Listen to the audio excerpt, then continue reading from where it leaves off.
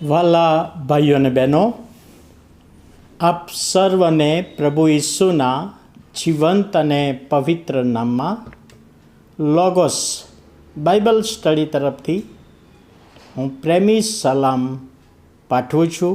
અને આજે 2025ના વર્ષનો 291મો દિવસ 18મી ઓક્ટોબર 2025 અને શનિવારનો આ નવો દિવસ આપણા જીવનોમાં પ્રભુએ બતાવ્યો માટે પ્રભુનો ખૂબ આભાર માનતા પ્રભુના નામને ધન્યવાદ આપીએ છીએ. હમણાં એક સમાચાર મેં વાંચ્યા, તમે પણ વાંચ્યા હશે.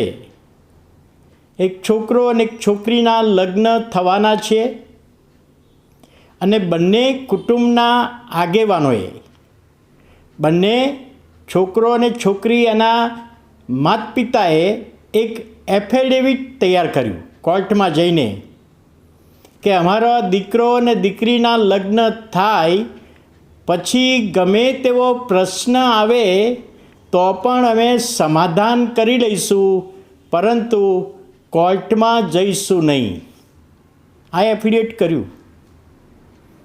લગ્ન પછી કોઈ પણ રીતે ગમે તેવા પ્રશ્નો આવે પરંતુ એમનો સામનો કરીને સમાધાન કરીશું, પરંતુ અમે કોર્ટનો આશરો લઈશું નહીં, કોર્ટના પગથિયાં નહીં ચડીએ, એવું લખ્યું છે.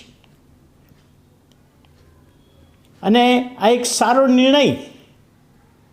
આપણે ખ્રિસ્તી વિશ્વાસમાં લગ્નમાં છોકરો અને છોકરી વચન આપે છે. મરણ આ પણ બંનેને જુદા પાડે ત્યાં સુધી, સુખમાં ને દુઃખમાં, માંદગીમાં ને તંદુરસ્તીમાં, શ્રીમંતાઈમાં અને ગરીબાઈમાં હું તમને પ્રેમ કરીશ, હું તમને વળગી રહીશ, હું તને પ્રેમ કરીશ, તને વળગી રહીશ. છોકરો ને છોકરી વચન આપે છે. આ તો બે વેવાઈઓએ વચન આપ્યા, અમે કોર્ટનો આશરો લઈશું નહીં. બહુ સારી બાબત ગણી શકાય.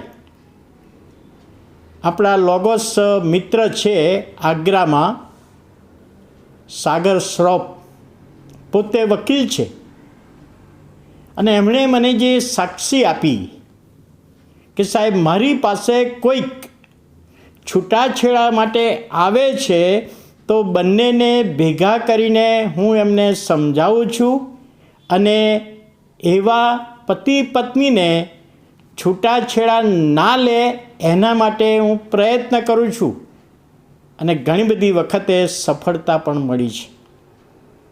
ડાયવોર્સ સંબંધીનું લોગોસ બાઇબલ સ્ટડીનું વચન જ્યારે તેમણે સાંભળ્યું ત્યારે આ રજૂઆત કરી.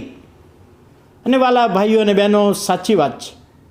લગ્ન જીવનમાં મરણ આ પણ બંનેને જુદા પાડે ત્યાં સુધીનો સમય, અને તેમ છતાં પણ ઘણી બધી વખતે હૃદય કઠણ કરીને એ પ્રભુના વચનને ગણકારતા નથી.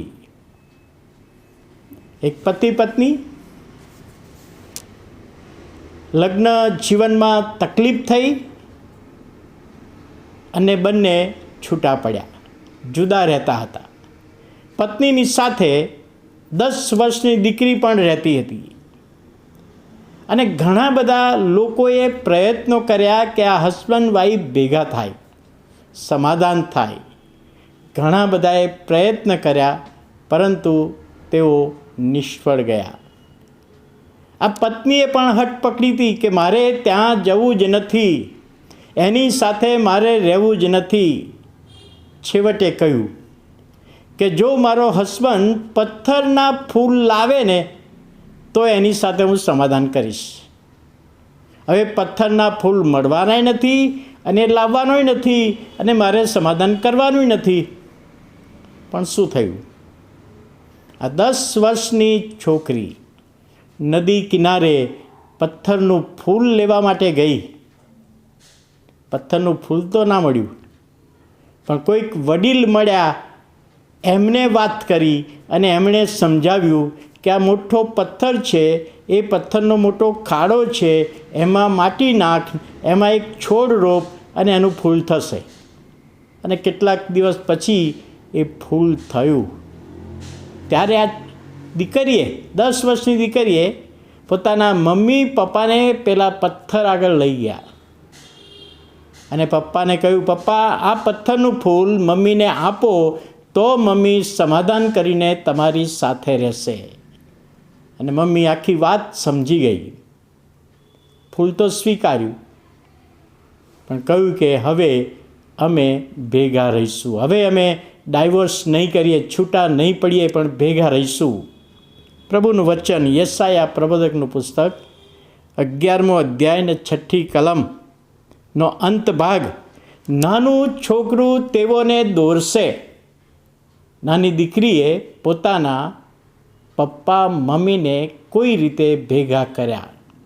રોમન 12:18 પ્રભુનું વચન છે, જો બની શકે તો બધાની સાથે હળીમળીને રહો. બધાની સાથે એટલે હસબન્ડ વાઈફ ને કુટુંબની સાથે હળીમળીને રહો. અને આ વચન સમજવાને માટે આત્માની દોરવણી આપણ બધાને મળે એ વિનંતી અને પ્રાર્થના પ્રભુની આગળ લાવીએ. પ્રાર્થના કરીએ. પ્રભુ, અમે આભાર માનીએ છીએ આજનું મનન સમજવામાં. તમારા આત્માની દોરવણી આપો, સહાય પૂરી પાડો. ઈસુ પ્રભુના નામમાં સાંભળો, માન્ય કરો. આમેન.